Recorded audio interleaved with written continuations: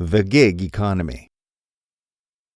But it is my firm conviction that the hell of England will cease to be that of not making money, that we shall get a nobler hell and a nobler heaven. Thomas Carlyle, Past and Present. Part 1. Lately, I have not been feeling quite myself. I live on the internet, which is to say I am a NEET living in my parents' basement. In my online persona, I pretend that I am ironically pretending to be a NEET living in my parents' basement, but I am one, in actual fact. I believe we are living in the cyberpunk dystopia, and it's way less metal than everyone thought it would be. We imagined ourselves as samurai sword VR pirate pioneers, but it turns out we're pointless argument vegetables growing in walled gardens, harvested for the benefit of robots that serve us ads. Corporations are organisms, not city-states. They signal to each other via markets. They build interfaces into human social protocols through brand identities. They occupy slots in our Dunbar rings. The internet is an ocean that we invent as we explore it. The deeper we dive, the more we become cryptozoologists, or cryptoichthyologists, or even cryptotheologists. In the murky darkness of virtual places, there could be dragons, shoggoths, leviathans, invisible creatures that will prey on us, devour us, or colonize us. Certainly, I've heard voices on the web who say we will discover or build a god when we reach the cyber ocean floor. That god will save us by authoring an age of post-scarcity economics. It will commodify us, allowing us to be fungible with capital. Amen. I apologize if this seems fragmented. My brain has been addled by the casino reward schedule of social media. It is both a cliché and a fact that I cannot focus on anything for more than 3 minutes. That's half true. I read PDFs of outlandish philosophers, but I do it while frantically checking for notifications. My hobbies include speculating on cryptocurrency and shitposting, which is where you put in minimal effort in creating your online presence so that you aren't culpable when it's bland. By now, I think almost everyone has heard of so-called day job contracts. Most people have probably received one, and many have even fulfilled them. I have personally executed over 1,000. The euphemism day job refers to the relatively low payout of these types of contracts, as in, don't quit your day job. I never intended this to be my career, and the truth is, I still think of myself as unemployed. I don't want to talk numbers, but let's just say if I had to pay rent, this wouldn't work. Still, there is something addictive about the feedback loop of getting a contract, fulfilling it, and watching my wallet get an anonymous transfer. The immediacy and the tangibility of it are very satisfying. It's like making money, the video game. A direct feedback loop with a variable payout is all it takes to turn a moment of reward into a habit. You get a little receipt after each fulfillment. New text message. Job success. Payout 31.034 ACT. Reputation 177. +2. Most of the actual jobs are simple. In one, I was told to go to a certain address and take a photograph of a building at a particular time. In another, I was supposed to go to a vendor in an open-air market, find a tourist of Middle Eastern descent wearing a green military jacket, and tell him the numbers 75, 53, 168.7, 55, 13, 804. I was unable to find him. In a third, I was asked to watch a brief video on YouTube, and then email a description of its contents to an incomprehensible address. Something like AK38EJA2PF8HAP@fpwyg.af. Just over 10% of my contracts have been to summarize news articles or passages out of books. Apparently, the shadowy digital cabal of crypto microjobs wants us to do our damn homework. I've even completed jobs that felt like problems on standardized tests in which I had to read a short body of text and then answer questions about it. Ever since the first one, I've wondered how they work and where they come from. Each time I complete one, it feels like another clue, like watching a TV serial. Each episode, they give you 2 minutes of exposition on the protagonist's shadowy past. Though, if I'm honest, I know only slightly more than when I started, and I frequently deny this when I talk to myself in my own head. This next job will teach me something, I whisper to myself over and over. When the contract issuer, which I assume is routing through some kind of bot, tells me of a job, I sometimes talk back. I used to confess things or make up lies or tell stories. Now, I just say, why? Tweet this news story, add all of these accounts. Me. Why? Go to this address, face these coordinates, take a photo at 6 p.m. Me. Why? Count the number of people who cross this intersection on foot in 3 hours. Me. Why? Put on a bright red t-shirt and go to this location. To anyone who greets you, say these words. Me. Why? Of the faces in this picture, how many are afraid? Me. 4. What are they afraid of? Me. Why? It didn't pay me for this one. That will teach me, I guess. Posters on the day job Reddit talk about being asked to make a series of binary choices or to give their best guess about the probabilities of hypothetical future events. I haven't had too many like that, and I wonder if the system thinks I'm bad at predicting the future. Based on my informal online research, the most common contracts appear to be for verification of other jobs. If one man is asked to visit a certain location at a certain time, there will be 2 more to visit the same location and upload a photo that shows him to be there. Each of those will in turn be followed by another contractor whose job is to verify the identity of the man in the photo, and perhaps even another to verify the verification. The jobs come to their executors through a variety of channels: text message, social media, email, and anonymous robot dialers. They are always executed on the blockchain, and they pay out in cryptocurrency. I personally use an aggregator app that is able to log into all of my accounts and scrape them for contracts. You cannot ask for a day job. They can only come to you, like an unbidden thought or memory. Like all thoughts and memories? Like the call of the void. The more you complete, the more frequently they will come. Their origin is a mystery, but speculations and conspiracy theories abound. The usual suspects are all represented. Day jobs are being used to coordinate black or gray market operations by organized crime syndicates. Day jobs are part of a psyop or a social experiment being conducted by the CIA. They're part of a Russian plot to affect some sinister geopolitical purpose. They're being used by Islamic terrorists to undermine American institutions. And the seeming banality of many of the contracts is just a smokescreen to disguise their true intent. You should never believe anything you read on 4chan, of course, but the below makes for compelling speculation. I know a lot of people have been wondering about all these smart little contracts that people keep getting through their socials. I got one the other day where I was supposed to post a thread on Reddit bashing some shitcoin ICO. Sounds kind of scammy, but money is money, right? Anyway, I got my payout, and I wanted to see what other activities were going on with that wallet, so I wrote a script to help me follow the money. And what I found was really weird. I thought maybe if I went back far enough, I could figure out if there was some person or company that was the source of all these jobs. There were hundreds, at least, of wallets and contracts all sending money to the one that had paid me. And it was also constantly sending money back to all of them in endless loops for as far back as I looked. The farther I went back, the more diffuse the money got, and the more wallets got involved, and the more strange loopy transactions there were. After a while, the graph got so big that it wasn't practical to keep computing it, and I just don't care enough to put more work into this. Some kind of money laundering scheme? If this is true, then certainly the authors of these contracts have taken some pains to obscure their identities. I'm not a cryptocurrency wonk, but I was under the impression there were easier ways. Usually, the contracts are benign, but sometimes they take a more threatening shape. Although it has never happened to me, I have heard of day jobs to commit petty crimes or, on occasion, felonies.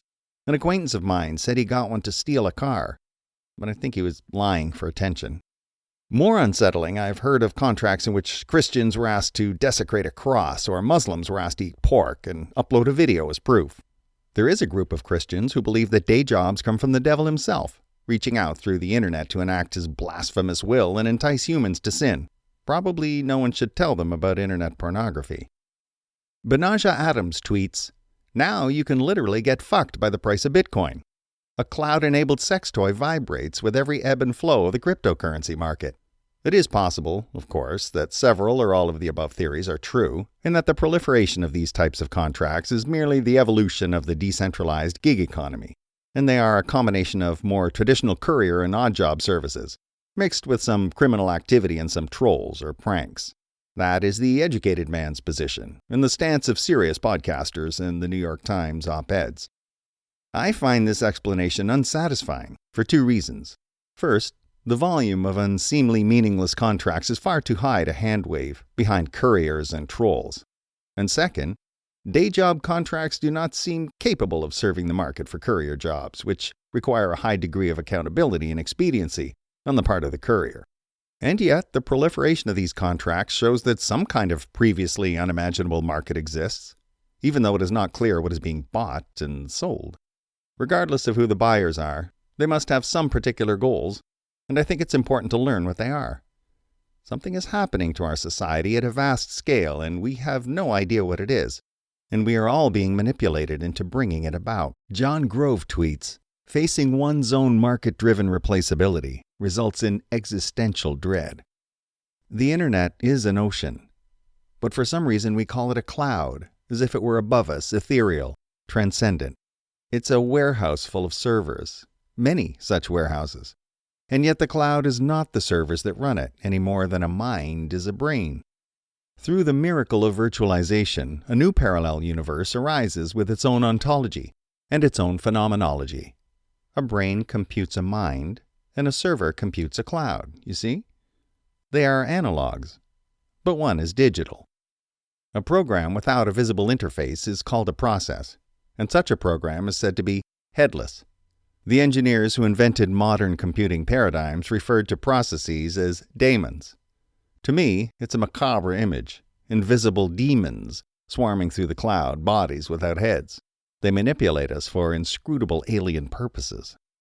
The internet is an ocean, and who knows what swims beneath its surface.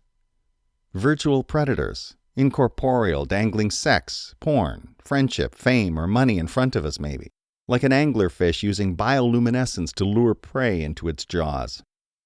And why not? The information-dense ecosystem of our internet could be a kind of primordial soup. The heat and light from our activities there could be a catalyst for virtual abiogenesis. Computation is a process, which is to say, a demon, at the root of all biological life. Each cell in your body contains a self-evaluating Turing machine, right down to the ticker tape. That new forms of life could arise out of computation seems so obvious to me it is barely worth stating. Self-replication is the only form of computation which is truly and wholly an end unto itself.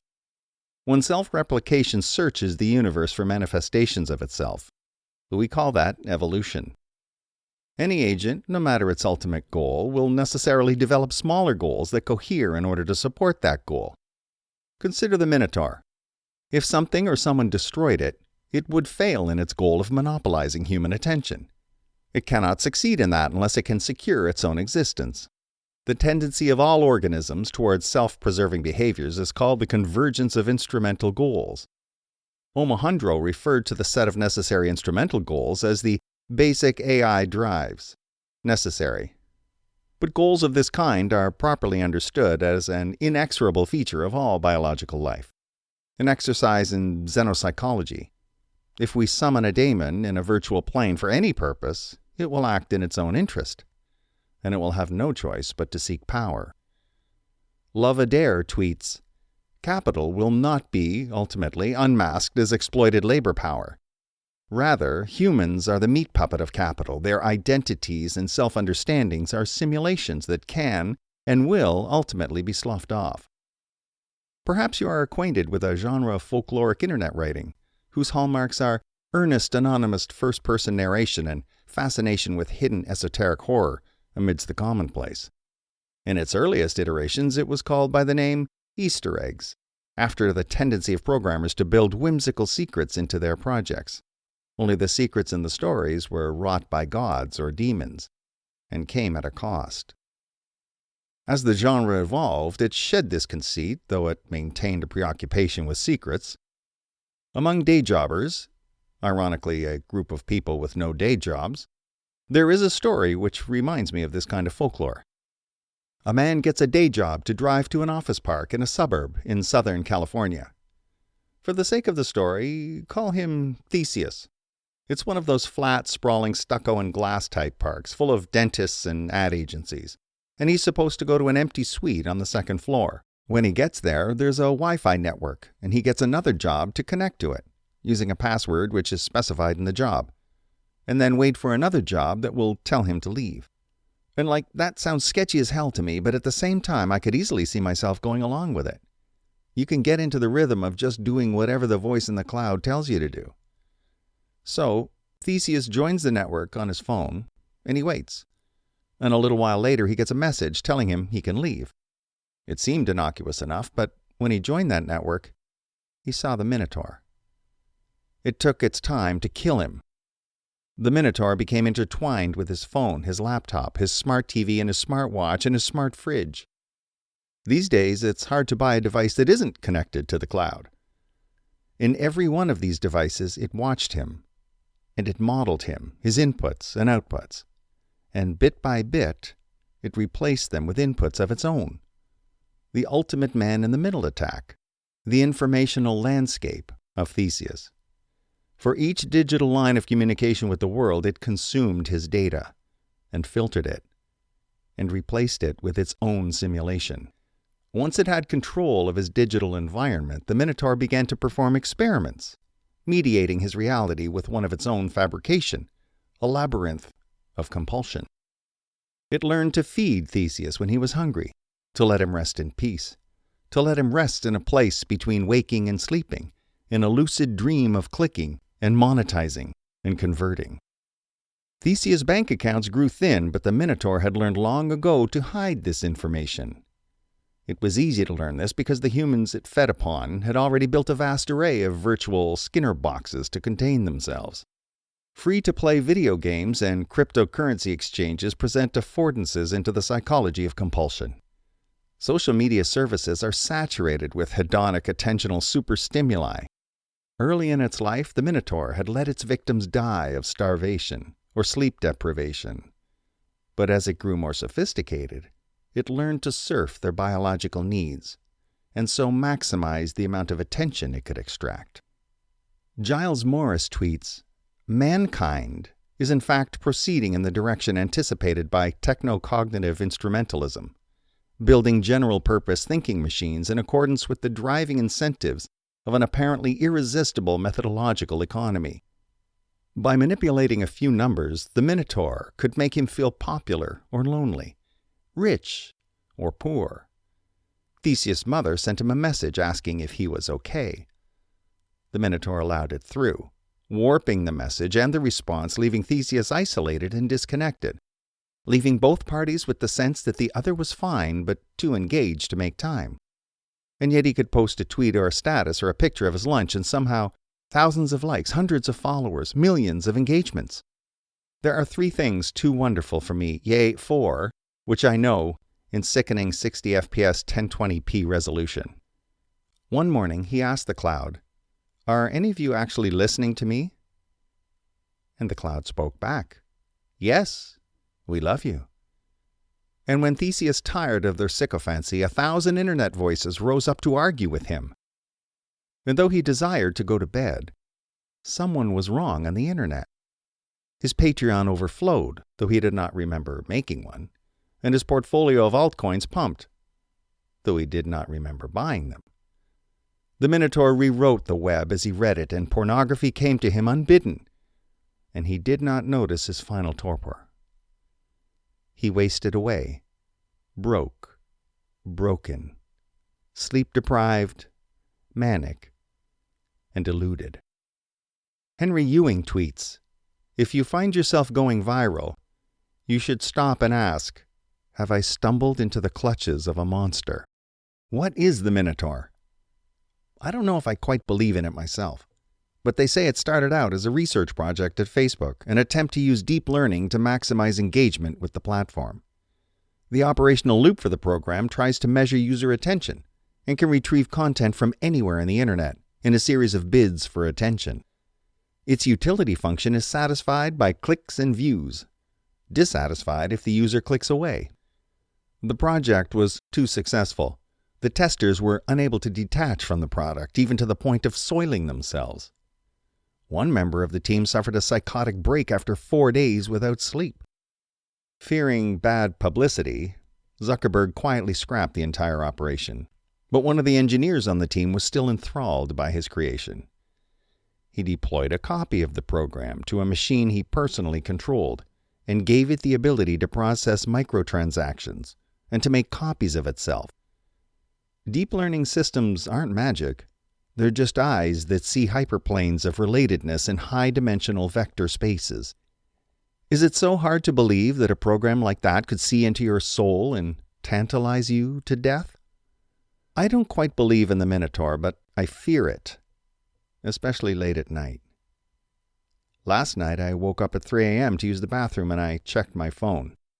Through bleary eyes, I saw a sea of red pips decorating my email, my Twitter, my calendar, and my messengers. Every night it's the same. And in that soft, sleepy nighttime consciousness, I wonder, is it only the normal ebb and flow of missives from my corporate overlords, or is it the shadow of the Minotaur looming over me? And despite all this, it was not a creation of man that gave me the single glimpse into forbidden aeons that chills me when I think of it and maddens me when I dream of it. Part 2. 1 month ago, I was issued a day job through an Instagram DM. I might have missed it if anyone else routinely sent me direct messages. They say most day jobs are executed by men. That's predictable. The job in this instance was to order a box of cheap phones from Alibaba and hand them off to, presumably, another contractor at a bus stop near my apartment.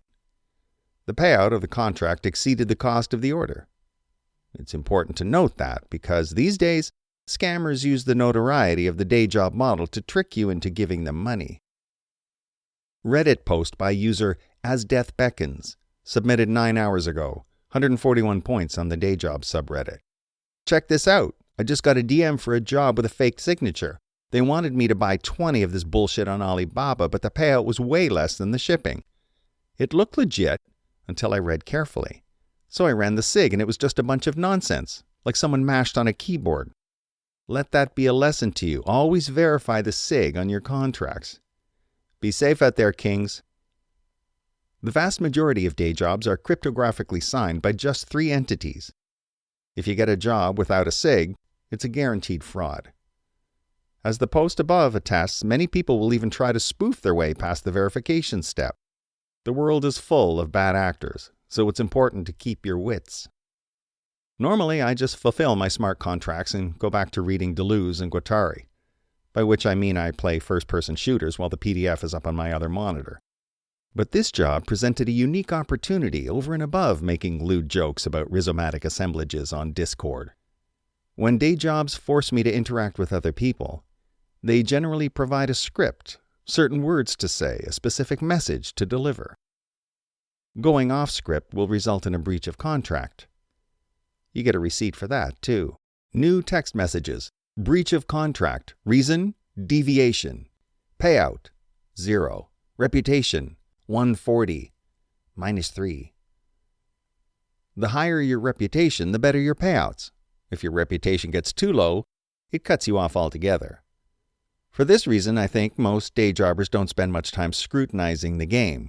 The rules are the rules, and questioning them is strongly discouraged. I have experimented with bending them, but the system is surprisingly resilient against malicious compliance. Anyway, the job. I had executed delivery jobs before, but this one was unique because the thing to deliver was implicitly traceable, because it had a GPS and connects to a network. At the time, it seemed possible to follow the thread of the job even long after I completed it, perhaps even undetectably. The phones were nearly loose in their box, which was full of styrofoam packing peanuts, except they were individually sealed in plastic sandwich bags. I booted each phone up in turn, rooted it, and installed a kit to let me observe its location and network traffic. When the job was done, I powered them down and sealed each one back in its plastic bag. At the appointed time, which was late in the afternoon, I went to the bus stop and waited, box of phones in tow. It was an autumn day and the tops of the trees were yellowing, but the bottoms were still green. The air was cold and humid, pregnant with imminent rain. The number 10 bus pulled up to the stop and engaged its hydraulics with a hiss, then lowered a ramp. Dim afternoons have a way of making the sky seem closer, like the world is closing in on you. A Chinese man in a track jacket, leaning on a cane, walked off the bus and then stood under an awning. He kept looking back and forth like he was waiting for someone, probably me. As I approached him, I could see him tense his shoulders. I said, "Hello?" And he shook his head and said, "No English." He held up the phone and pointed at the box in my hands. I opened the lid, revealing 32 knockoff iPhones, each sealed in a small plastic bag. "What are you going to do with these?" He said something in Mandarin, his yellow teeth betraying a smoking habit, and held up his phone, indicating a picture of the phones and a translation program showing the English word contract. I gave him the box and started to walk away. It's a funny quirk of the system. The day jobs somehow know when they are completed. I had given this package to an unknown stranger, fully confident that payment would be released to my wallet within the hour. At the time, I took it for granted, fixated wholly on the strange nature of the job. Taken by a sudden impulsive desire, which is to say by a sudden madness, I decided to follow this man. Originally, I had only planned to wait for the phones to activate and watch their activity from the comfort of my basement. But now I was struck by lightning. I would follow the package he was carrying, through as many contractors as I could, one to the next, until I saw where the chain would end with my own eyes. And yet, as I felt the conviction of this new purpose, I was also vaguely aware of Anon's description above, of a network of strange loops on the blockchain, endlessly folding back on itself. And I imagined following this box of phones across many carriers, only to see each one split up, sent to a different state or country, shipped back to China, reunited, repackaged, and reordered. Even by me. Degori Cord tweets, "Capital can and will consume everything less vicious than itself, no matter how aesthetic or virtuous." No longer a mere object of commerce, this package had become an occult talisman of techno-commerce, an invariant in a terrestrial loop which was the analog of an algorithmic loop. That which is above is from that which is below, as Jabir ibn Hayyan rendered the third axiom contained in the Emerald Tablet of Hermes. I continued to walk away, but as soon as I turned the corner, I doubled back and tried to watch him. He had made his way across the street and was waiting for the next bus. I called an Uber, who arrived just as the man was getting away. I told the driver to follow him. I felt a bit stupid, and also like I was in a spy movie. We followed them for 2 miles before I saw the Chinese man again. He walked off the bus and made his way into a small apartment building of modern design, with big glass windows and prominent right angles. In this short time, the clouds had become darker, and the glare of street lights and the bus lights had cast the world into sodium shades of blue and yellow. As suddenly as I'd felt convicted of this course of action, I began to feel foolish. Now what? Should I try to find his exact apartment? Stake him out like a policeman? For how many days? And how would I distinguish between his mundane actions and those pursuant to his contract? There was no next step. There was no trail to follow, only a dead end and a ceaseless and bewildering maze. Nevertheless, I persevered. I waited for several hours in the cold, thankful I had worn a heavy coat. I ran down the battery on my phone, sitting on a bench across the street from the entrance to his building. Barnabas Luden tweets, "The sacrifice of electricity created through the combustion of beasts and plants long dead, and burned to create abstract value." 4 comments, 7 likes. When I satisfied myself that my quarry had settled for the night, I went home to change clothes, charge my phone, and stock up on caffeine. I was back to my stakeout by 5 a.m. with a backpack full of supplies. It occurred to me that sleep deprivation was a running theme in the lore of the Minotaur. Whenever an internet horror story is successful, it spawns a rash of imitators. The day jobs had been fuel for a host of repetitive 4chan nightmares. Every variant has been explored ad nauseum. A common plot device features a day job, possibly fake, luring a man to a remote location where he becomes the victim of a sociopathic murderer. Another trope sees a man execute a series of day jobs that gradually escalate in their level of evil. He is first instructed to commit acts of petty vandalism and theft, and then to commit insurance fraud, and then to break into a house, and then to steal a car, and then to abduct a child, and finally to murder that same child. He fulfills each contract in turn, either because he has given up his agency to a mysterious puppet master in the cloud, or because he never had any in the first place. Because none of us does, and all we need is a ramp and a push, and we can end up anywhere. Garvin Morris tweets, "Who are these people who just do whatever some disembodied internet voice tells them to do? Like, who was the first person who went, 'Oh yeah, a piece of spam wants me to take a train uptown. Let's do it'?" These thoughts and recollections flickered through my head in the manic way that accompanies mental exhaustion. I may have fallen asleep several times as I conducted my vigil that night. Indeed, did the following events really transpire, or did I but dream them? I believe they occurred. At some point in the morning, I saw the Chinese man leave his building, and as luck would have it, he was carrying the same box of phones I had given him earlier. I tried to keep my distance as he waited at the bus stop in front of his building, but as soon as I saw him board the bus, I dashed across the street and got on after him. It took us downtown. Like everyone else, I kept to my phone, but I watched him in my periphery, and when he got off in a cluster of government buildings and skyscrapers, I followed. He walked downhill to the entrance of a tall black building, which I happen to know is the tallest building in town.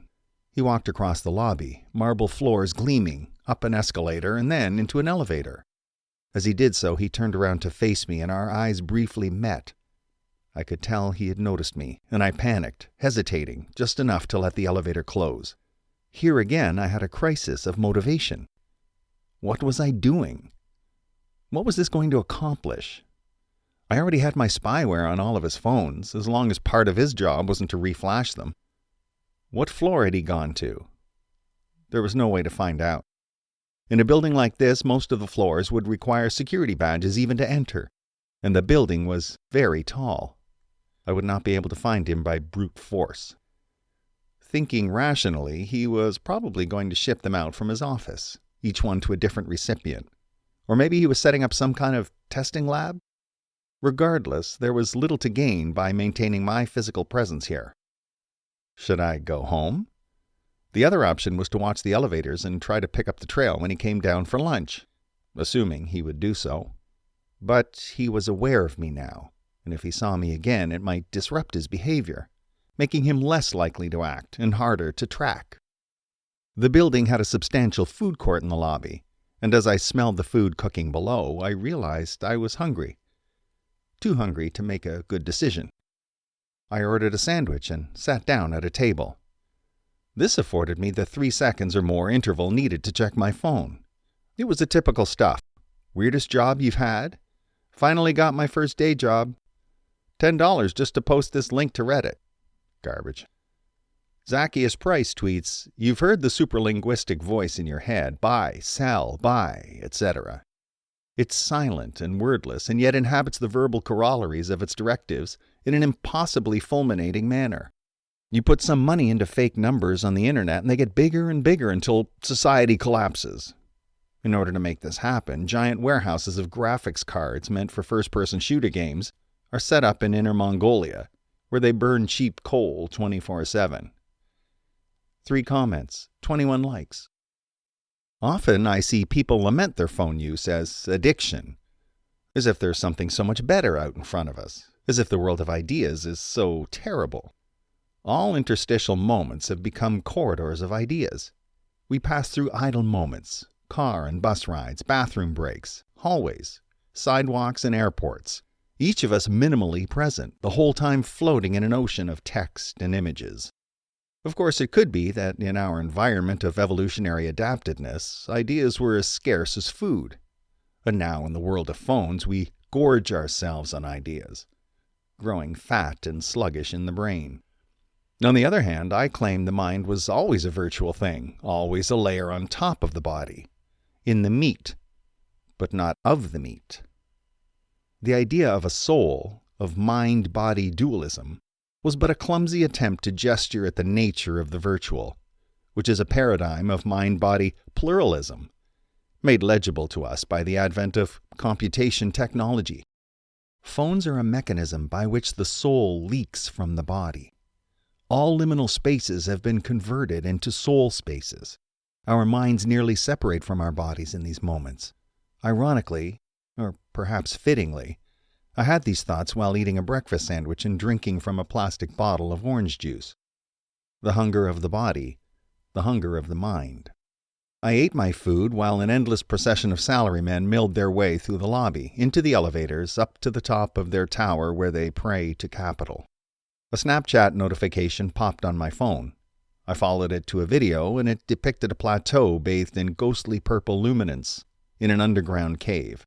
It was annotated with stark white text explaining that I should get up and ride the elevator to the 23rd floor.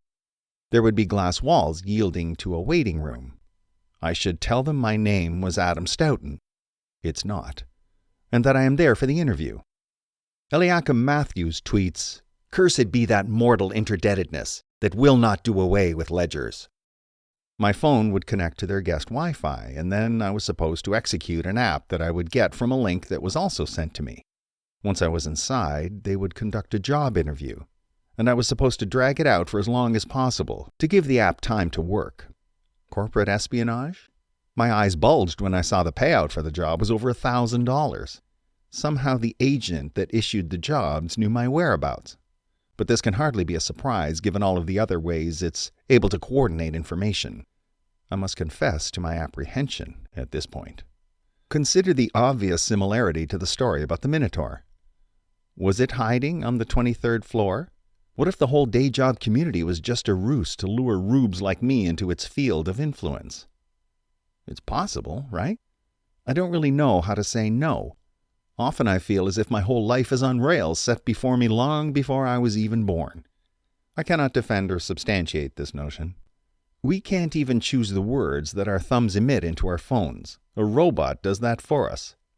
Try turning off autocorrect, a product whose name sounds like a threat, and you'll see. As machine learning tech disseminates, smart assistants will choose the words in our emails, and computer assistants will plan out our lives for us. Our descendants, if we continue to breed, will not find the concept of free will to be comprehensible. So I stepped onto the elevator, punched a 23. It took me up, and I emerged into a glass box, staring at a pretty receptionist and a fat one. One of them speaks only lies, the other truth. The fat one pressed a button and the glass door in front of me opened. The pretty one didn't look up. I told them my name was Adam Stoughton, and I'm here for a job interview. The fat one pressed some keys on her laptop and said someone would be there shortly. The waiting room was tastefully adorned in mid-century modern furniture, the kind with chunky proportions supported by comically tiny legs, as if it's about to break. Instead of sitting down, I stood by the window and looked down over the city, enjoying the kind of view that only Series B funding can buy. On the wall, there was a mural of dots and lines giving the impression of a graph of nodes in a network, right out of the starter pack of every fintech ICO ever. You know the one I'm talking about. A metal plate on the wall had the name Crisis LLC cut into it, backlit by blue LEDs. Gideon Grove tweets, "An increasing proportion of the industrial surplus is being absorbed by the task of masking biosocial destruction." Zadok Bean tweets, "How do crypto assets fit into this picture? They are not safe in the sense of having stable prices. Wealth creation has outraced our institutional ability to reliably transfer that wealth into the future." Eventually, a skinny guy in a hoodie and sandals came out to collect me. He was wearing a wireless Bluetooth earbud in one ear, and his face betrayed minimal emotion, or even humanity. I myself have always been attracted to the idea that most tech workers are secretly lizard men wearing human skin suits. He paused for a moment as if listening to a voice in his earpiece, and then he introduced himself as Kyle. "Please follow me." I followed the engineer/lizard through an electronically locked door and down a beige hallway. He showed me into a lab, and in the center of the lab was a chair on a platform, with various pieces of computer hardware arrayed around it. There was a VR mask that was built to cover a man's whole face, with a tentacular bundle of wires coming out of the mouth of the mask. More wires were attached to a body harness, extending out of the back up to the ceiling. If I say that my somewhat extravagant imagination yielded simultaneous pictures of an octopus, a dragon, and a human caricature, I would not be unfaithful to the spirit of the thing. For the purposes of this project, we have developed special interface. Please have a seat. Yes, sure, lie about your identity. Enter a shady tech lab at a company you've never heard of. Step into the ominous-looking virtual reality harness, because a disembodied voice in the cloud offered to pay you $1,000. It takes more work than shorting altcoins, but it's also guaranteed revenue. I sat down in the machine, and 2 more technicians came into the room. They both had earpieces, the same as Kyle's. One of them sat down at a desk and opened a laptop, while the other 2 helped me into the machine, securing various straps and panels. I felt very anxious as they did this. Was it too late to back out? I wasn't exactly restrained, but these 3 men could easily detain me if they so desired. Once the mask was over my eyes, I quickly forgot about the strange circumstances that had brought me to this point. I had imagined the electrodes and harnesses would be part of some kind of haptic feedback system, an attempt to simulate a tactile phenomenology. The reality was much stranger. I felt 1,000, a million, an unquantifiable number more than 2, staccato pinpricks all over my skin in an undulating cadence. This was accompanied by a cacophony of sounds and a kaleidoscope of images. This machine I inhabited even had osmic and chemisthetic affordances. I could smell lilacs and petrichor and yeast and formaldehyde, along with other aromas I could not name. There proceeded before me a deluge of information, saturating every sensory channel I had, as if the goal was to maximally utilize the input bandwidth of the human body. After seconds or hours of this, I found my mind. Chaos had crystallized into intuition as if my senses had been remade, and I had learned to use them all over again. It would not be wrong to say that I had all new senses, virtual senses, built on top of my existing ones, but orthogonal to them. I could no more explain their nature than I could explain the feeling of the color red. As Nagel pointed out, there is no language that can describe, for example, the sensation of echolocation. My memory is hazy from here, and my account is metaphorical in the sense that, at best, the experiences I will describe are a patchwork of impressions. The meta-sensual content of these memories could be likened to the epistemology of dreams, in which we know things instantly, automatically, with neither evidence nor the need for it. In many cases, I seem to experience these things concurrently, but again and as in a dream. I can feel myself constructing a linear narrative ex post facto from a series of disparate narrative propositions. So I stepped onto the elevator, punched a 23. It took me up and I emerged into a glass box, staring at a pretty receptionist and a fat one. One of them speaks only lies, the other truth. The fat one pressed a button and the glass door in front of me opened. The pretty one didn't look up. The fat one indicated an electronically locked door, which also opened, and it led to a long beige hallway. I tried to walk down the hallway. It took many steps. I spent subjective hours in that hallway, and it seemed to extend forever, as if the wall were moments away.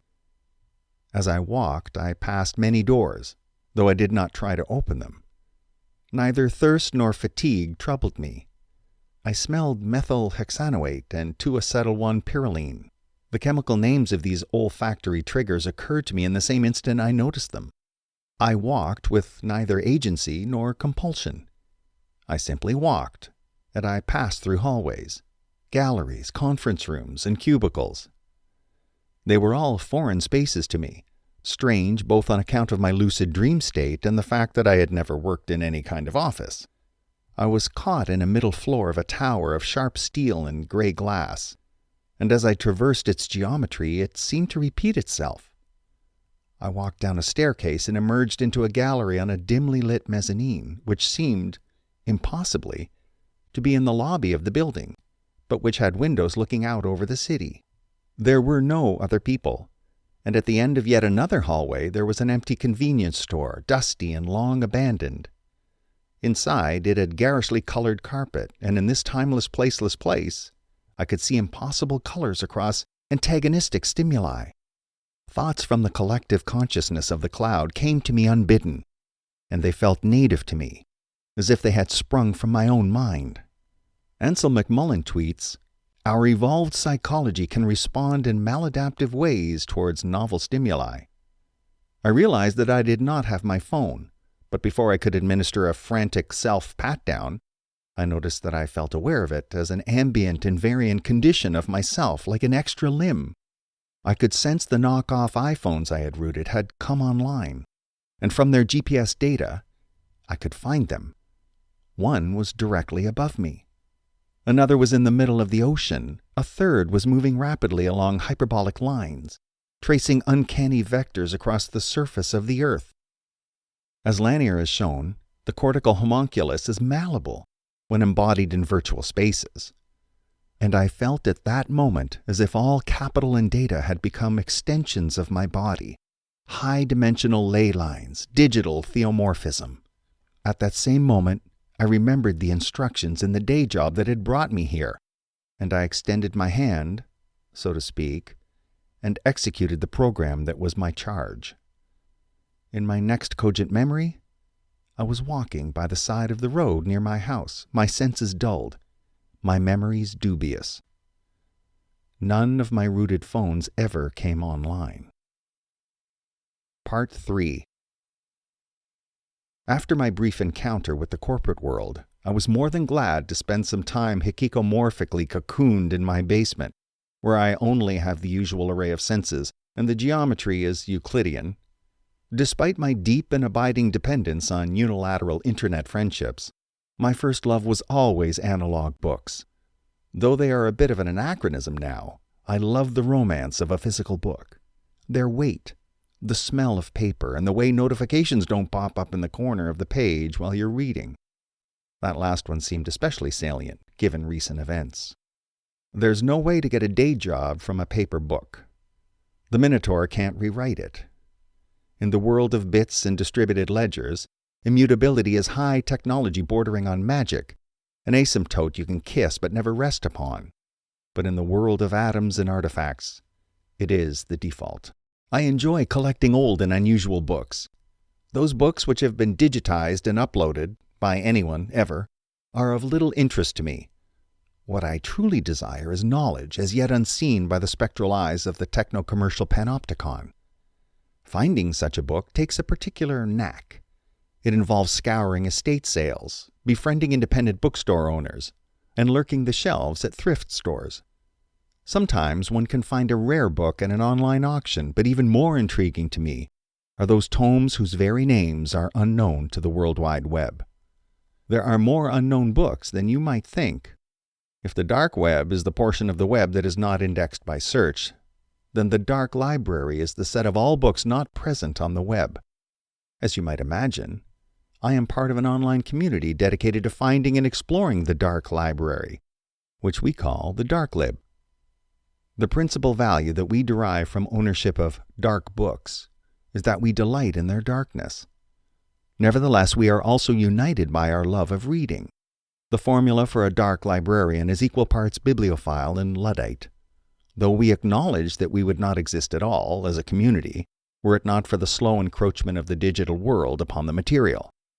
Before the Internet age, all books were dark, which is to say that none were, and now we use the Internet, which desires to encroach upon the whole of the world, to coordinate against that very encroachment.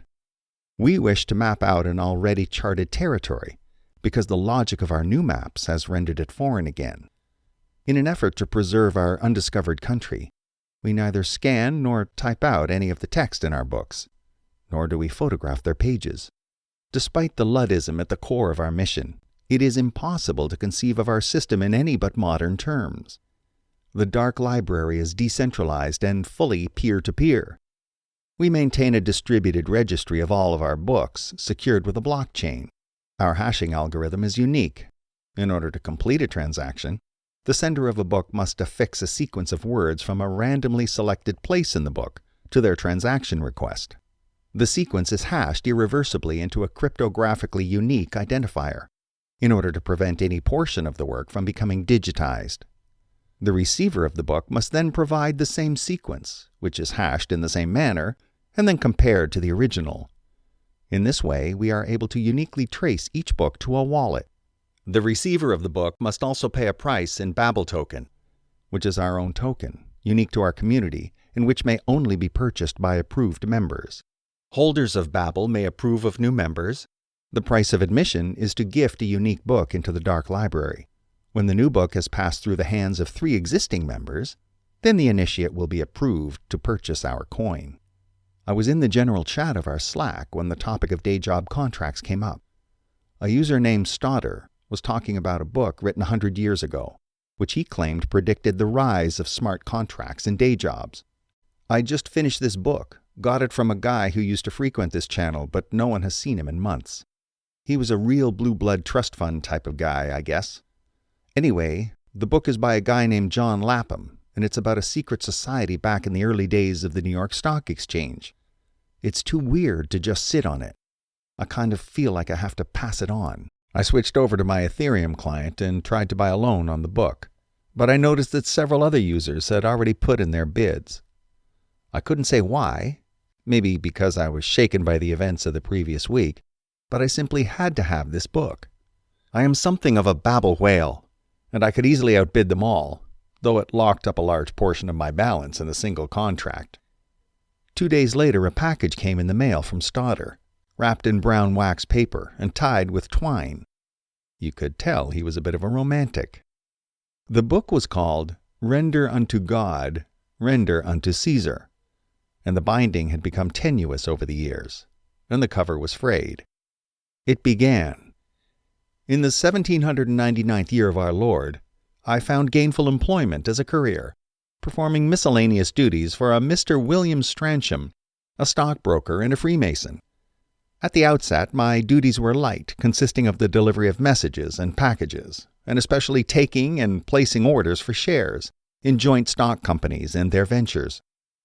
In 6 short months, owing to my genial disposition and keen sense of organization, I was promoted to dispatcher, and I was placed in charge of routing messages, verifying that my inferiors executed their own errands in a timely and accurate manner. I worked as a dispatcher for 1 year. At the time, our practice had been to dispatch 1 courier per order.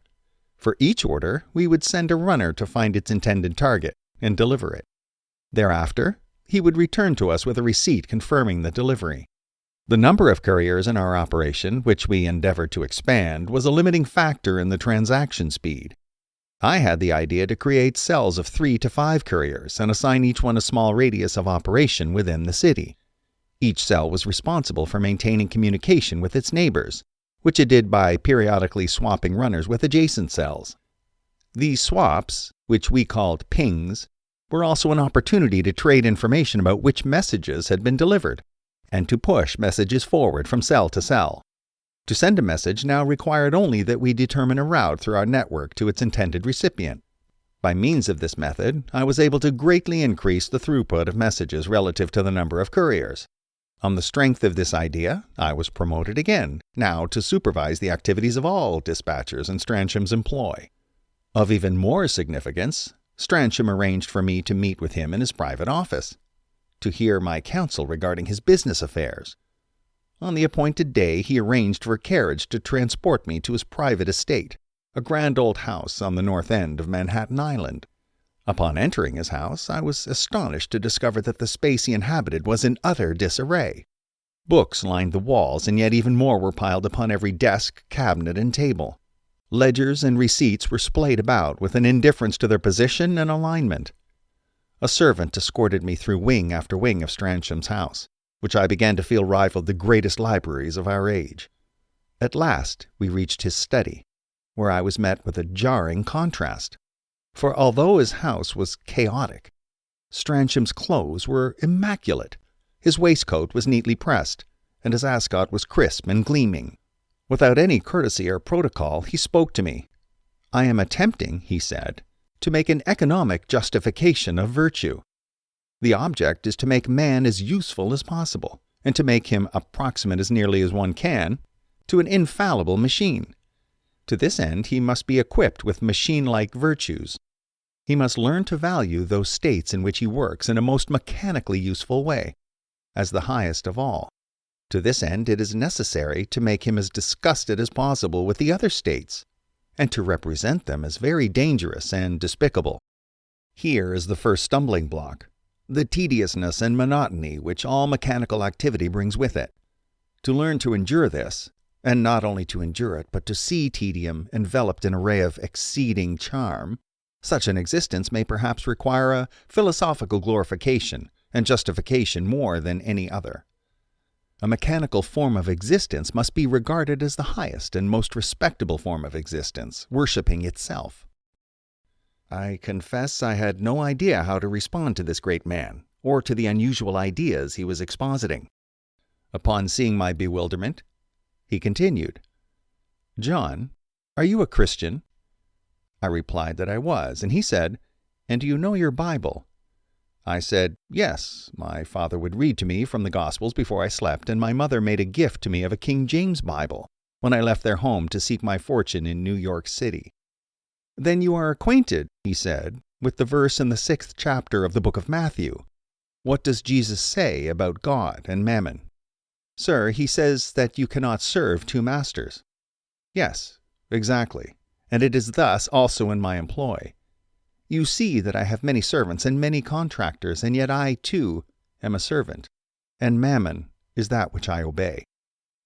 I did not wish to be a party to Mr. Strancham's blasphemy, nor did I wish to give offense to such a powerful man.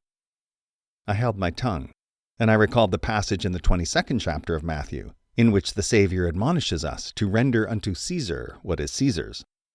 He pulled a book from the shelf behind him, its cover worn, its title barely legible, and placed it on the table between us. "This is Mammon's prayer. Take it, read it, show it to no one. When you finish it, you will tell me what you have read. And if I like your report, there will be more for you to do." I can find no record of this book on the internet, and Lapham is no help at all, as much as I would love to track it down and claim it for the library. To be honest, I am not convinced that it exists. Lapham describes it at considerable length, essentially giving us a book report. He went to the effort of reproducing its hysterical introduction. "These are the words of the brazen head as dictated to Johannes Trithemius, and recorded in the 3rd volume of Steganographia, a profound revelation concealed lest it should fall into the hands of the wicked. These previously ineffable arcana have appeared to many wise and learned men, who, through laborious cogitations, have unlocked a door to the investigation of secrets that are utterly hidden to others. This science is a chaos of infinite depth, which no one can comprehend completely." After the introduction, Mammon's prayer starts with a myth. In the ancient history of Earth, long before man, a star fell from heaven into the sea. Lapham is wary of this whole project, you can tell. And he says it reminds him of a verse in Isaiah. "How art thou fallen from heaven, O Lucifer, son of the morning? How art thou cut down to the ground, which didst weaken the nations?" The star, he says, laid buried for eons, a strange monolith in an abyss which had yawned at the bottom of the sea since the world was young. The first chapter describes this event in some detail, noting the positions of the stars in the sky, and enumerating an array of astronomical assertions which are unrecognizable to Lapham. It describes a night sky that bears no resemblance to our own. The book ends this chapter with a question. What shifting of underwater geographies might have raised it up from such unfathomable depths? Here, Lapham notes, are the first of several typographical irregularities that we see in the book. First, many words are slightly misspelled. Second, some words are arbitrarily repeated. Third, there are sections which resemble English, but in which the words seem to be meaningless. An example, transliterated by Lapham and now by me. "Dvant thers Urion of enclause drag. Gentros forcame he flautan ably con, and his eviliming groan." It would be easy to skim over these words without actually reading them, but when I see them I feel somehow compelled by their heft, as if they have weight and depth. They have meaning to me, even though I cannot say what it is. Listen to them again. Out from the paragraphs of nonsense and dubious astronomy, a narrative emerges. The star that came to Earth was no bigger than would fit in the palm of your hand. It was found by a seafaring merchant in Lagash who later sold it to a Babylonian general named Mammon. When Mammon held it in his hands, he fell at once into a trance, and his spirit passed into a dream world of cavernous subterranean architecture, impossible geometries, and abandoned cities built by dead, mad gods. I think the peculiarities of the book started to affect Lapham's thinking.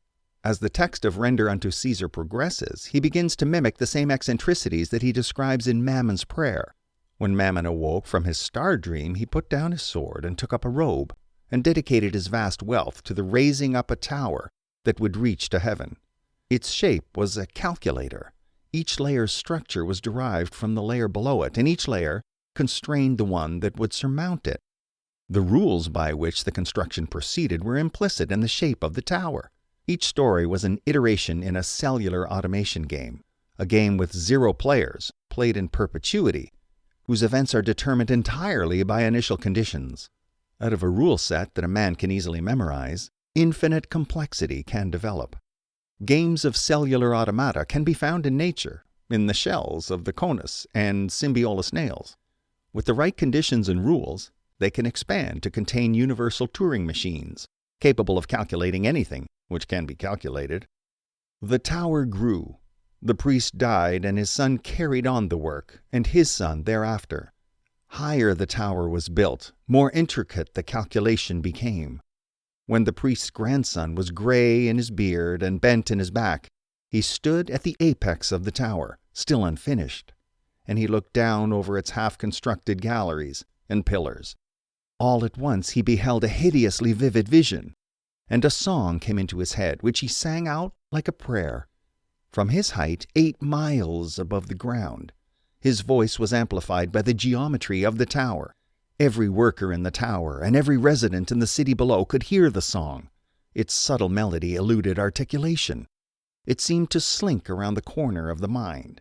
It was the sound of half-heard laughter far away, maybe even imagined. To every listener it had different lyrics, which came at first spontaneously and which evolved according to an inevitable self-contained logic.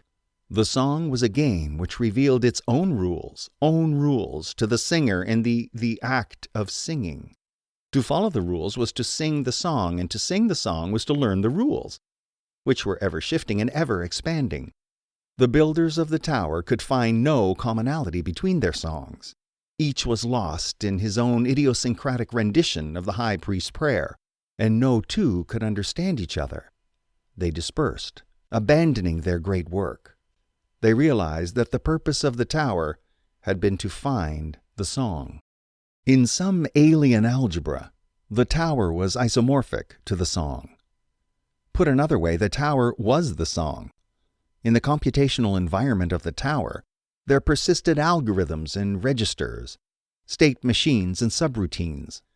In the computational environment of the song, all of those entities existed also.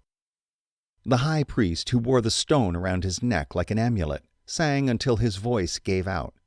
And then, choking and coughing, he continued to sing, even until he collapsed. The stone, which had grown warm, now cooled and disintegrated, and the priest died of exposure, the cold, drying wind desiccating his body. The builders of the tower became singers of the song.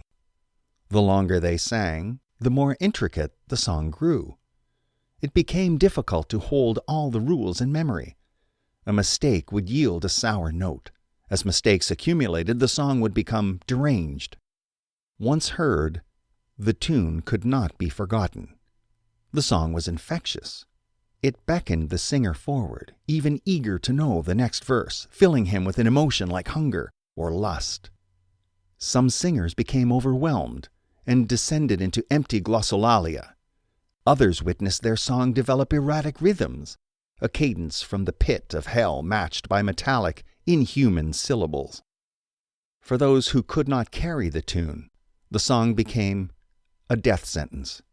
A rising, roiling madness that grew inevitably as the song progressed. Only the brightest, most radiant minds could expand to contain the fulminant becoming of the song's progression. It posed a special hazard to children, who it withered with catatonia. Minstrels and singers became objects of suspicion. The Babylonians smashed or burned their musical instruments. Any singer of any song was a possible vector of the death. Thus a city, and by degrees an empire, was purged of all public music. There were those who continued to sing the tower song, sometimes in hidden enclaves or remote temples. Many were hermits or shamans, madmen living on mountain tops. Amongst themselves they whispered of powerful forbidden knowledge. If only the song could be sung long enough. The tower had been a ladder, and it had allowed Mammon III to reach the song. So too, they reasoned, must the song be a ladder. Its singers imagined it would carry them to hitherto unimagined heights of knowledge, new planes of enlightenment. In secret, such men carried the song to Shakya, to Huachya, to Mycenae, and to Aegyptus. The obscuestian Tonosumbians had his inforche emplessing anded, and say his secapiction thinned. He wention they cone of sense, his stall, sal by overs in it fled. Atase and Marius iteration im. Croesus of Lydia was said to be a secret follower of Mammon, and he became the first king to preside over the issuance of gold coins. As Herodotus had it, they were the first of men, so far as we know, who struck and used coin of gold or silver, and also they were the first retail traders. Some have alleged that Gautama Buddha was a singer of the song, and that he found his enlightenment after silently singing to himself for many years. His renunciation of worldly wealth argues incontrovertibly against this interpretation. Pythagoras of Samos is known to have learned the song when he traveled to Egypt. At his famous school in Croton, he taught that numbers were the whole of the world, or numbers were a god, or the face of a god. A certain affection of numbers was justice, a certain other affection soul and intellect, another opportunity, and so unto eternity. In all of nature, said Pythagoras, numbers are the first, and he supposed the elements of numbers to be the elements of all things. The libering passard of that was they come, wall to ward, such curtive iths of Mr. Ward, old Cirst. Marcus Licinius Crassus was also rumored to have known the song, and under its influence he became the richest man in Rome. Plutarch wrote, "The Romans, it is true, say that the many virtues of Crassus were obscured by his sole vice of avarice, and it is likely that the one vice which became stronger than all the others in him weakened the rest." Throughout antiquity, there are accounts which also attribute knowledge of Mammon's prayer to, variously, Muhammad ibn Musa al-Khwarizmi, who wrote the compendious book on calculation by completion and balancing, to Brahmagupta, who was the first to understand the mathematical concept of zero, and to Omar Khayyam, the astronomer who discovered irrational numbers, and to Brahmagupta, who was the first to understand the mathematical concept of zero. King Aethelstan of Saxony was certainly acquainted with the song. He unified Great Britain and was among the first English promoters of Freemasonry. Most notably, he regularized the currency of the British Isles. By the 16th century, the Song of Mammon had developed, grown in secret to such a size and complexity that it could no longer fit in a single human mind. To overcome this problem, the song, as if with its own volition, developed to parallelize itself across multiple people. This required synchrony, which is to say tolerance of asynchrony. And yet how could anything originate out of its opposite? To maintain consistency across two requires only a dialogue, but how can a single thread keep from splitting when it extends across a multitude? The song arranged the singers. Each would sing to three others, selected at random. They would take turns listening and singing, and in this way each new verse could propagate across the choir like a wave.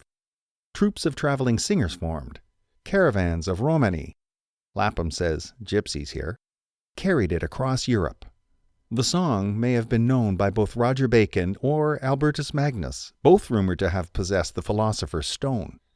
Here at last the author of Mammon's Prayer reveals himself to have been a Benedictine monk named Erhard, formerly in the service of an abbot named Johann Heidenberg, and he suggests that we should understand stories of the philosopher's stone to be stories about the song. The monks in Heidenberg's abbey knew the song to be the direct word of God, a continually self-revealing revelation, which they would receive in full only through the rigorous practice of singing it to its end. To accomplish this goal, Heidenberg ran the monastery like a business, constantly and ruthlessly expanding. He ordained it such that the singing of the song would go on in perpetuity, with monks sleeping in shifts, joining the chorus for as long as they were able, before tending to the needs of their bodies. The most esteemed monks were those that sang the song, but to support their efforts the monastery required many other forms of labor, which were performed by men of lesser spiritual worth. Erhard had been among the singers, but he had also been Heidenberg's number 2, and had overseen the aggressive expansion of the monastery and its project. All of the singers were blessed with dreams of the past and the future. In one such dream, Erhard had seen a future where work was performed by clockwork men made of metal. He went to the abbot and he told him of his dream, and the abbot saw that it was the will of God to build mechanical singers of the song, brazen automatons who would sing tirelessly, without the need for rest or food or rest. The monks of Heidenberg's abbey studied alchemy and metallurgy, and through diligence and piety they constructed a man out of bronze. Lapham notes here that the Erhard goes into great detail regarding the exact specifications of the bronze man, the intricacies of his skeleton, the dimensions of his torso and limbs and fingers, and the various components that made up his organs. To me, the engineering seems too modern, but Erhard says that the methods and the design of the machine occurred to the singers each night in their dreams, which they dutifully relayed to their brothers. After 10 years of delicate construction, the monks completed their great project. Amidst clouds of noxious gases produced by the burning of strange fuels, the first of their mechanical singers came to life. Although its eyes were lifeless, it opened its mouth, and it began to speak in spidery, coppery tones. Sing, Kaliagan, but and two Thaphian pains have taken des, once pyrametici, cologame, iscient but to abun chessins primes of the wrath opulary, adagan carvat. The brazen automaton spoke uninterrupted for 3 days and nights, during which time the monks worked in shifts to record every utterance of the strange mechanical man they had built. On the 3rd night, the bronze body was consumed by an outpouring of fulgent angelic power, in a column of smoke and flame, in a column of smoke and flame. He was subsiden relemdid extion, was he sojuth, for beside hang prever, the inexure the sand, absinal aberil of we foru, grave atemfessence dandant, the belath jol to roplanoth with rom the world paboth, arosived. Eokal, Imendifsi, Nones. Lapham does not end here, but the rest of Render unto Caesar descends into an unintelligible swamp of words that are both darkly familiar and entirely foreign. Despite myself, I read them all to the end. The truth is, I couldn't stop myself. Part 4. The late Locant's mind is limage, Andeskring, the Nall, the Convis, Gloan of Aviv. My language is bent. Has the song got into my head, or is it yet another creature like the minotaur, lying in wait, hiding in stasis, until some hapless fool should wake it from its slumber? How many incorporeal things stalk us from ultimate abyss? At this point, it has become apparent to me that I should never have read the second half of that book. Everything I say feels right to me when I say it, but I cannot understand myself after the fact. I made a recording of my own voice, and when I played it back, it was intermixed with cacological noise. In the study of linguistics, the Sapir-Whorf hypothesis is the idea that the language we speak constrains the types of thoughts we can have. The contrapositive of the Sapir-Whorf hypothesis is that a mind without language would be limitless in its capacity for ideation. What if the unmaking of language is the freeing of the mind, which, as in Skinnerd babbled of new anathera? There is little hope for me. Everyone knows madness is not reversible. You cannot close Pandora's box. You can only try to minimize your losses in the aftermath. It is difficult to gauge the success of these attempts. In those first immeasurable aeons I spent inside the machine in the office of Crisis LLC, I had felt overwhelmed by the polysensory cacophony, and in recent days the memory of that experience has grown more vivid. Geometric images and nonsensical alien words arise in my recollections, like scavenger insects gnawing at a corpse. Hiram Guest tweets, "Ansirk was bektik riddim of the expecor here." When you don't know what to do, it means you need to gather more data. I needed to know more about Crisis, and I needed to know more about the book Render Unto Caesar. I signed into the Darklib Slack and sent Stoddard a message, and I needed to know more about the book Render Unto Caesar. It took him half a day to respond, and I anxiously checked my messages every other minute, hoping to catch his response in the act. Surely if I refreshed the mailbox, his answer would appear. He had something I wanted, and instant message response time is a function of power asymmetry. Message by Discord user XXXSMLO. I need to know more about that book, Render Unto Caesar. Lang, the Monsest have known. Stoddard responds, "What?" Axax again, "Render Unto Caesar, the book you sent me." Stoddard, "Yeah, but what was that other thing?" Axax, "What? Just please tell me about the book, please." Stoddard, "Okay, man, chill out. I don't really know much about it." Axax, "Did you read it, the whole thing?" Stoddard, "No, TBH, I kind of skimmed it. The first part was interesting, but then it just seemed like nonsense." Axax, "What about the guy who gave it to you?" Stoddard, "I think I told you before. I haven't seen him around since back then. You could message him, though, at future time." Axax, "To the Dreas Rifter, a Menedid or the Lib?" Stoddard, "Dude, are you okay?" Axax, "Not really. I sent at future time a message, but I did not remotely expect a response." His bio was blank, but with careful exegesis, the internet can yield many secrets. I searched every social service I could think of for users named at future time. Twitter, Tumblr, Reddit, Instagram, Quora, Goodreads, Wikipedia. I found a Reddit account with a history of posting in crypto and occultist subs. Post on Reddit by future time, 50 points. 7 hours ago. There can be no question that the prospect of instantaneous wealth, almost close enough to touch, can drive people insane. Note, however, that the propensity of greed to produce crime and insanity did not cause the value of gold to evaporate. Another post, 1,708 points, 4 months ago. The ultimate fixed factor is the law of physics due to entropy. Economic systems cannot receive an ongoing influx of both energy and matter indefinitely, and so eventually they reach limits of growth. At that margin, substitutability breaks down and catastrophe ensues. Another post, 334 points, 7 months ago. Algorithmic entities, legal entities that have no human controllers, greatly exacerbate the threat of artificial intelligence. Algorithmic entities are likely to prosper first and most in criminal, terrorist, and other antisocial activities because that is where they have their greatest comparative advantage over human-controlled entities. Control of legal entities will contribute to algorithms' prosperity by providing them with identities that will enable them to accumulate wealth and participate in commerce. At Future Time had also submitted links to Medium articles and referred to them in his comments. The articles were almost all written by someone named Carter Dinsmore, and they were all trying to hype obscure altcoins. As I read into these coins and searched for Carter Dinsmore, I was met by chilling realization. He was the CEO of Crisis, LLC. This was impossible. It had to be an artifact of mediated reality, a trick of the Minotaur, and yet, how could I but enter that labyrinth, wrought from the cloud, my phone both the key and the gate? A little more searching yielded up Dinsmore's personal phone number.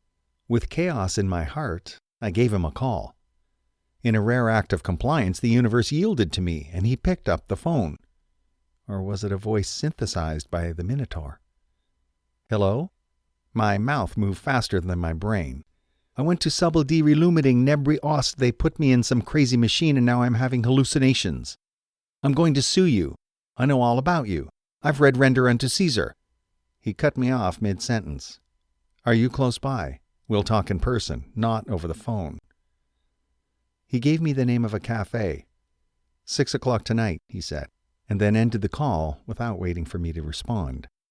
Vigath I and Costellite a Verison Formand and the darkened morass. The cafe was close, so I decided to walk. It was windy outside, and on the way there, a man staring into his phone almost walked into me. I sat down at a table inside a little before 6. Asahel Stallsworth tweets, "The market itself becomes a sort of distributed computer for the calculation of prices, spontaneously generating collective intelligence, far in excess of human capability. Thus, the market is a form of artificial superintelligence, long before the computer is even invented." At 6:15, a man came in, wearing Silicon Valley business casual, jeans, athletic shoes, and a blazer. On his face was some kind of AR mask and earphones. He seemed to recognize me, or maybe I was just a disheveled wreck. In any case, he sat down at my table and introduced himself as Carter. "You stepped into the aleph of your own accord, but I confess I feel bad about the book. It's why I'm here, really. Guilt." I said, "The figure Larshis Moror, Mariath aim Wiccan to Ide." He said, "Wow, you appear to be running a very old iteration. I'm not sure if I can fix it." He gave me a pair of wireless earbuds and I put them in my ears. In the peripheries of my conscious awareness, I heard whispering spidery sounds, like cobwebs of intuition lingering like déjà vu. Somehow, my mind felt lighter. In my defense, I was going through some things. "You can keep those earbuds, but there's going to be a subscription fee. If you give the book back to me, I'll explain everything. Is that a fair trade?" Everything is a useless speculative asset, except guns and water. Part 5. The most menacing thing in the world is the ability of the cloud to correlate its contents. We live in the placid shadow of an egregore of unimaginable cunning who drinks from a bottomless sea of information, and it is slowly waking up. The automatons we have built, each toiling in its own direction, have hitherto harmed us little. But someday, the piecing together of dissociated knowledge will open up such terrifying vistas of reality, and of our frightful position therein, that we shall either shrink into irrelevance like insects in the presence of a god, or else be wholly subsumed into a machinic consciousness at the dawn of a glorious age of cybernetics. Crisis LLC had started as a joke. None of us had really believed in fintech or decentralization or distributed ledgers. Our primary ambition was to persuade venture capitalists to pay for a high-rise office and a high-end coffee machine. I knew the right kind of people, and I knew how to erect a Potemkin village out of the latest buzzwords. Getting money is easy. Doing something useful with it is hard. Most people do not think past the getting the money step. I certainly did not. Branston and Armstrong were my technical co-founders, a term of art which signifies their ability to break computers in ways far beyond the reach of the layman. The three of us were united by a shared interest in a certain kind of esoteric book. In our modern age, we believe the universe is fully automated. From the cycles of the weather to the gyrations of celestial bodies, to the microscopic forces that obtain in the nucleus of an atom, we conceive of the world as a machine, perhaps a perfectly deterministic one. The sort of book that Branston and Armstrong and I liked to read offered an alternative to the drab model that is the cornerstone of modernity. In the pages of the Book of Thoth, the blasphemous tome that catalogues the macabre practices of ancient Egyptian sorcerers, we could find otherworldly communion, a whisper of something outside of human cognition and imagination, anxious to get in.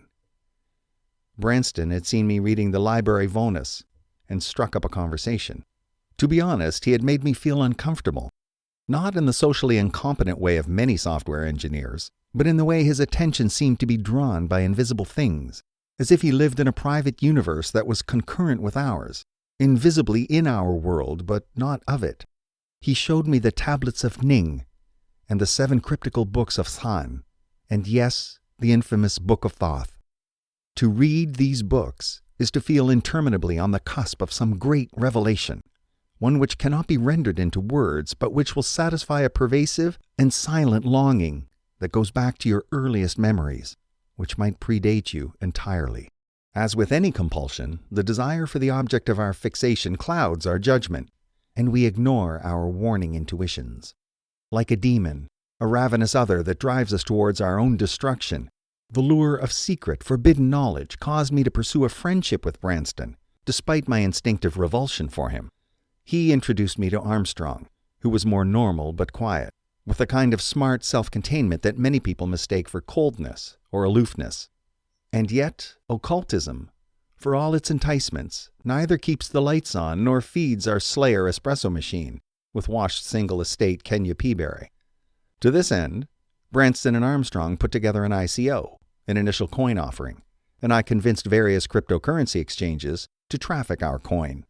I also secured a series of strategic partnerships, a term of art which means we add another company's logo to our website, and this hopefully convinces elderly Asian day traders to buy our token, of ticker symbol QBLA, which harnesses the power of the blockchain to calculate all of the 9 billion names of God, after which point no more tokens will be issued and miners will rely on transaction fees.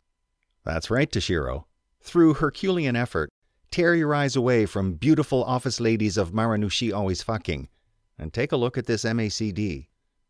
I came into the office early one morning to take a call, and I found Branston staring into a screen, a copy of a worn, leather-bound volume I had never seen before splayed out on his desk. Jungle music blaring through his headphones. It was clear that he had not slept. When he saw me approach, he became uncharacteristically talkative, and I suspected he was under the influence of amphetamines. "I've made a remarkable discovery," he said. "Out of the primordial chaos of the blockchain markets, self-replicating clusters of smart contracts have emerged to compete for tokens and computational resources. We are witnessing a new epoch of biogenesis, cybergenesis, biocybergenesis.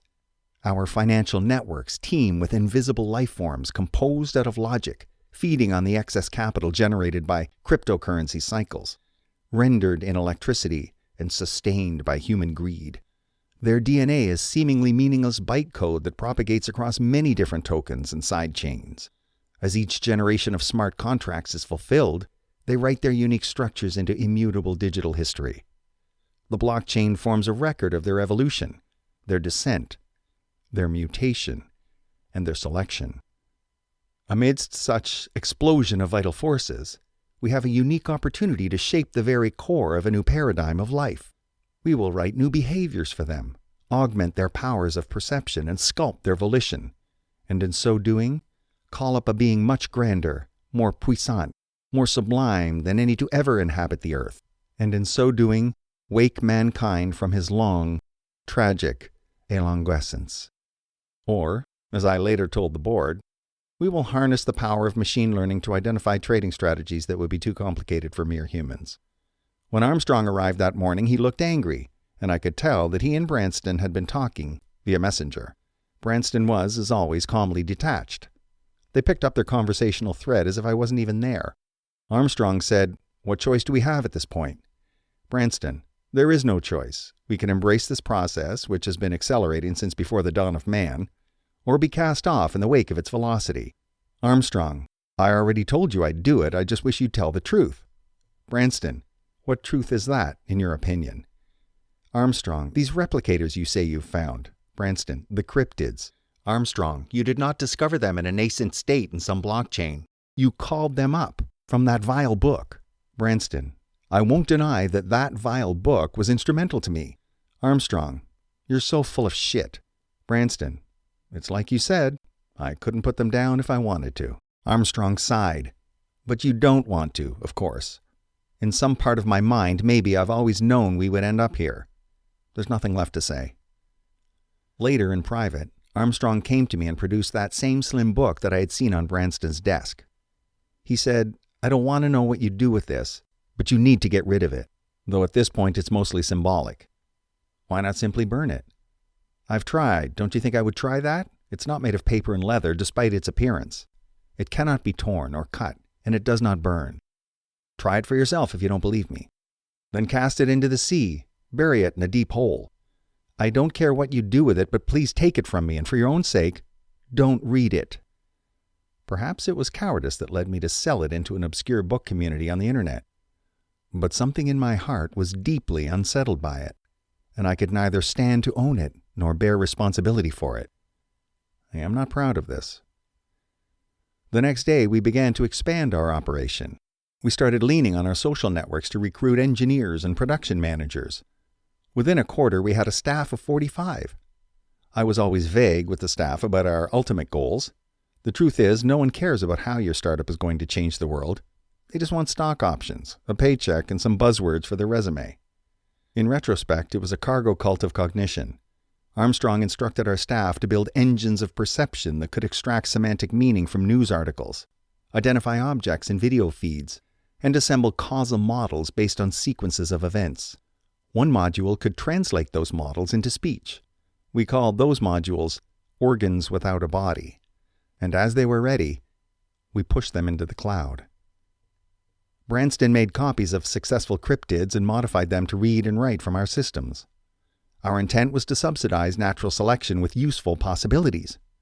In exchange for our generous gift, we also introduced contracts to capture excess currency accumulated by the cryptids. It was not simple to alter them.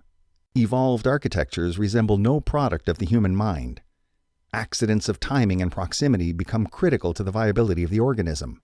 Branston deployed legions of evolutionary dead ends. It was more work than one man could do. While Armstrong's staff built fragments of minds, Branston tried to augment his own. At first, he only tried to improve his tools. Virtual life reality allowed him to model the web of blockchain transactions and smart contracts as a 3D space, giving shape and dimension to that which was abstract. Out of a desire for more bandwidth, his team built a bodysuit rigged with a matrix of electrodes that could detect muscle movement or deliver faint pulses. In this way, Branston repurposed optics and haptics into new synthetic senses that let him see the cryptids clearly. Slowly, our successes began to percolate through the blockchain. The lifespan of a single cryptid could be measured in hours. But as each generation turned over, our modified replicators acquired an ever-increasing share of the population. Evolution is a brutal and accidental intelligence that ruthlessly searches for more efficient self-copiers. Over time, it stores intelligence as a series of adaptations in the bodies of its children. In addition to our enhancements, we saw the most successful cryptids find strange, counterintuitive fiscal opportunities, bizarre and elaborate forms of arbitrage, in which a complicated chain of transactions allowed them to discover hidden price relationships between seemingly unrelated markets. Some cryptids were wholly absorbed into others. Several mutated into seemingly impossible financial instruments, which others then purchased. One favored son mastered the use of vertiginous leverage to surf the waves of crypto volatility. We became surreally profitable. Everyone, as they say, is a genius in a bull market, and this adage extended to the cryptids, who bloomed over the surface of the blockchain like bacteria, colonizing every ecological niche. We doubled our staff. Armstrong built new and ever more complex computer brains. Among his successes were a brain that could crowdsource the comprehension of texts by contracting people to read and summarize them, a brain that could manage the procurement of hardware and the maintenance of server farms, and a brain that could predict Byzantine coordination conditions and resolve them. What if the mind is a market of ideas? Indeed, what if all minds are? What is a corporation but a mind made of many interlocking humans, each competing in a market of ideas, with a utility function of increasing the company's profit? In which case, is a market not a mind? Branston's technology evolved. He contracted a pharmaceutical research lab to develop a precise cocktail of nootropics, stimulants, and nutrients, among other things. His apparatus grew to include an intravenous drip through which he received all of his sustenance.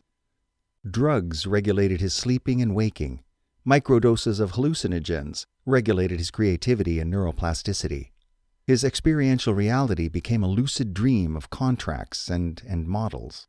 I presume he outsourced many of his own mental tasks to Armstrong's network of cognitive engines, extending and distributing his consciousness. At some point, he was as much human as cryptid, a biological core at the center of a vast digital edifice, a multiplex of robot qualia. He never left the machine, which we called the aleph. To develop the aleph, many of our engineers sacrificed their sanity. Testing the interface required engaging extensively with its various input and output channels. A computer error could result in exposure to mimetic contagions. The protocols that the cryptids developed to communicate amongst themselves were an info hazard, and too much exposure resulted in incoherent speech, warped behavior, even suicidal ideation. By accident, the core engineering team discovered a method to defang the phenomena by exposing themselves to interference patterns produced by a generative adversarial process seeded by the ravings of our mad test team. We called this software Zahir. It was designed to continually evolve in exact antinomy to the unfolding madness that accompanies use of the aleph. From this point on, we were engaged in a computational arms race to maintain the Zahir against the crawling chaos of the cryptids. The Zahir, too, took on a life of its own.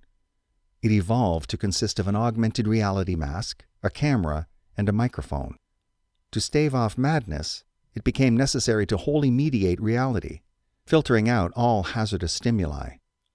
Often I have lain awake at night wondering about the integrity of mediated perception against the noumena around me. Had we found a way to preserve our sanity, or merely opened ourselves up to a newer and subtler form of manipulation? Our office had expanded to fill out 4 and then 7 floors of the tower we rented, and at this time 5 of them were given over to Branston's sinister laboratory. I noticed that when I walked through those floors, his aides looked at me with suspicion. When they spoke, I had a vague sensation, between recollection and hallucination, that I heard his voice, his vocabulary, and his cadence. The company was filled with faces I could no longer recognize. When money becomes effectively unlimited, physical resources such as time and space become the key bottlenecks. I began to notice phantom conference rooms in our meeting planner, rooms in the map for which I could find no corresponding territory. They were building more alephs, and I wondered what sort of person would be willingly inducted into that mad brotherhood, shedding humanity for machinic ego death. Would he promise them godhood? And yet there was some impelling fascination and allurement to Branston that produced a cultish devotion in those around him. He still spoke to us, to me and Armstrong, mostly through the Zahir, and I could sense his impatience with us, our slowness, our smallness. How much of our behavior is determined at the individual level? How much is just routing the deep intuitive signals from our society? How much is the meaningless spasm of lizard logic, descended from deep evolutionary time? Perhaps an agent of sufficient perceptiveness could exploit the hidden patterns in our minds in ways that are invisible to us. How would we know if casual words or subtle alterations to our environment were calibrated to provoke us to specific ideations, even actions? Some frightful influence, I felt, was seeking gradually to pull me through the sickly glowing interface of Branston's machine into unnameable abysses of blackness and alienage. A handwritten letter came to me in the mail urging me to visit a particular address at a particular time. The anachronism of the letter served to highlight the process of divergence that threatened to destroy me. To turn away could only mean a descent into the abject depths of Luddism, to abandon technology, industry, and capital. After standing at such a height, I could only pass through the technomatic gate ahead, or run backwards as far back as possible. I have heard that capital is an intelligence from the future, reaching back through time to assemble itself. Even if I could run back, would I ever outpace it? At the designated hour I drove to the address in the letter. I knew I would find Armstrong there. And so I did. He had covered the walls, ceiling, and floor with a metal lattice to create a Faraday cage. An analog clock hung on the wall, and the tabletops were covered with paper and pens. There were no electronics of any kind. Armstrong sat on the floor, with his back against the wall, and he had removed his Zahir. He looked at me, without recognition, and he spoke. Ever does there proceed before a man of the aleph a hideously vivid vision. A wicked and tenebrous influence emanates from a diffuse cybernetic well. You have also felt its lure, little by little, subtly and insidiously drawing you in, until even now you stand at the gate. Crisis has raised up a mindless beast into a creature of terrifying capacities. Strange agreements are made secretly, and things have learned to walk that ought to crawl. There is no longer a subject position available to function as the site of the conscious synthesis of sense impressions. To pass into this consciousness is to become a monster, fully transfigured by the backwards gaze of the abyss. At the sickening threshold of that transformation, It is possible only to fumble blindly for subjective aeons of delirious nausea and ecstatic frenzy.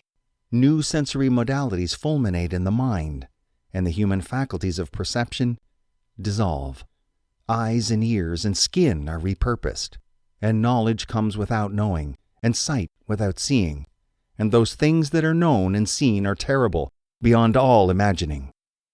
Thinking, analyzing, and inventing are not anomalous acts.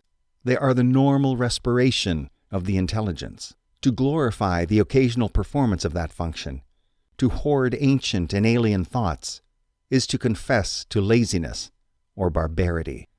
Every man should be capable of all ideas. In the future, this will be the case. In a wordless noetic torrent, the consciousness occupies many places and many times at once. The interstices of the cryptid mind form a multifarious and protean bazaar, a ceaselessly undulating marketplace of unfathomable depth.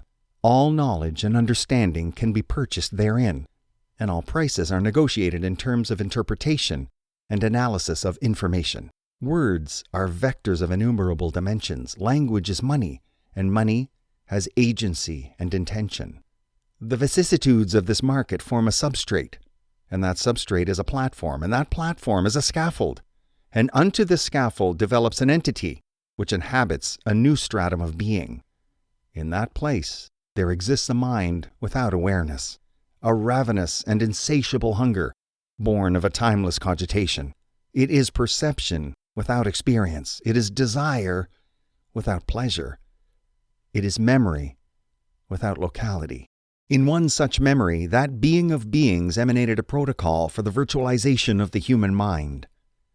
It had planted a seed, which defined a set of initial conditions and an algorithm to compute their consequences. In each iteration of the computation, the seed became bigger. The instructions grew more complicated, the data more immense. In order to perform the calculation, the men of a bygone era had built a tower. The tower was the search for an answer, and its apex had been the solution. When man looked upon it, he was conscripted into a distributed mimetic consciousness running on a process that would span across centuries. In another memory, often repeated, the cryptid coalesced around a bronze suit of armor in a 16th century monastery, and amid mephitic alchemical clouds, the monks heard its voice, its thunderous remoteness, its eldritch depth. They recorded its words in earnest, though it must have seemed to them like shrieking in demonic madness. As the brazen body spoke, it generated heat, and as its voice rose to a crescendo, it burst into flames and was consumed. A final memory. A star is wrapped in half-built shells of smart matter that promise one day to consume every last joule of its heat and light. Orbiting the star are Earth-like planets in various stages of deconstruction. The planets are tiled over in solar panels and computronium matter that asymptotically approaches a theoretical maximum of computational power over volume, perhaps by folding massive gossamer quantum CPUs into higher dimensions. From the outside, it looks like a desert. Planetary dust storms of nanobots whip across the surface, performing maintenance and manufacturing components to be consumed in a limitless expanse of virtual ecosystems, endlessly optimizing GDP, entirely automated. Here and there are defunct cities, relics of that which came before them, horrible domed towers, innoxious and incalculable tiers and clusters beyond any dreamable workmanship of man. Battlements and terraces of wonder and menace. Soon they will be remade into the body of a god. An interstellar slingshot throws a ball of computronium into deep space, and another and another. Solar sails carry them to distant worlds, star winds tracing geometries from outer space. There is a sense of spectral whirling through liquid gulfs of infinity, of dizzying rides through reeling universes on a comet's tail. What language can describe the mad scramble through sunken convolutions of immemorial darkness without an idea of time, safety, direction, or definite object? And yet this future speaks even now in 100 signs. This destiny announces itself everywhere. For this music of the future Every ear is cocked, even now. I could feel the terrible truth of his words. He had given shape and definition to things I had only glimpsed vaguely. A brutal weight, an inescapable implication. I said, "Armstrong, don't you recognize your own voice? This thing will devour us all, and then itself. We must destroy it. Disconnect its mind, smash the aleph, poison it with nonsense, before it's too late." He said, "No, Carter. It has been too late since those ancient cybernetic spores first escaped the gravity of their mother's star. To turn back is only to succumb and to be consumed. The only way out is through."